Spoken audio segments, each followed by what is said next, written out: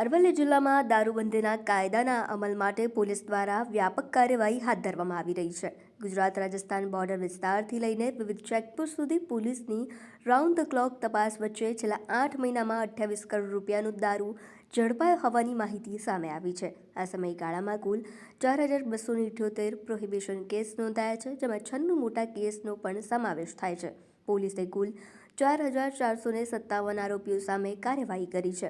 રતનપુરથી ઝાંઝરી checkpost વિસ્તાર સુધી પોલીસની સક્રિયતા જોવા મળી રહી છે. ભાવનગર લઠ્ઠાકાંડ બાદ પોલીસ વધુ સતર્ક બની રહી છે અને છેલ્લા 3 દિવસમાં 170 પ્રોહિબિશન કેસ કરવામાં આવ્યા છે.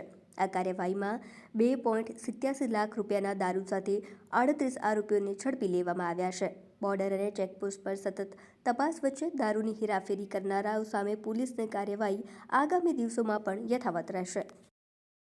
મહાનિરીક્ષક ગાંધીનગર રેન્જ શ્રી વિરેન્દ્રસિંહ યાદવ સાહેબ તથા અરવલ્લી જિલ્લા પોલીસ વડા મનોહરસિંહ જાડેજા સાહેબ દ્વારા અત્રેનો જિલ્લો છે અરવલ્લી જિલ્લો રાજસ્થાન બોર્ડરને અડીનો આવેલો છે.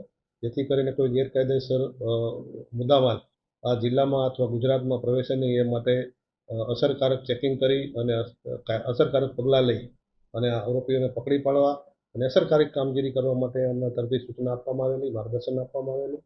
એ અનુસંધાને આપણે જોઈએ તો મનોહરસિંહ જાડેજા સાહેબ દ્વારા જે જિલ્લાના જે તમામ પોલીસ સ્ટેશનો છે એમાં આપણે જોઈએ તો મેઘરજ પોલીસ સ્ટેશનના કાલિયાકુવાથી લઈ અને ભિલોડાની જે ઝાંઝરી બોર્ડર ચેકપોસ્ટ છે ત્યાં સુધીની અલગ અલગ ચેકપોસ્ટો આપણે શરૂ કરેલી.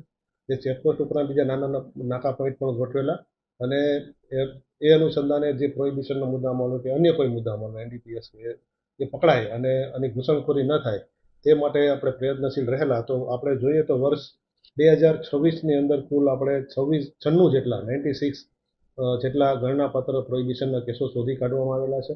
4,278 જેટલા કેસો કરી અને 4457 જેટલા આરોપીઓની આપણે ધરપકડ કરેલી છે અને 28 કરોડ 9 લાખ અને 18,221નો મુદ્દામાલ પણ આપણે હસ્તગત કરેલો છે વર્ષ દરમિયાન.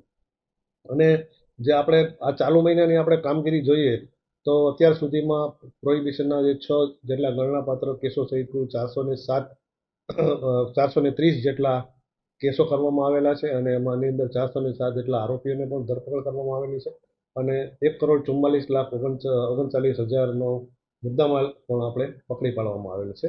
અને આજે ભાવનગરની અંદર જે લઠ્ઠાકાંડનો જે બનાવ બનેલો એના અનુસંધાને પણ ડ્રાઈવ ચાલુ રાખવામાં આવેલી હતી.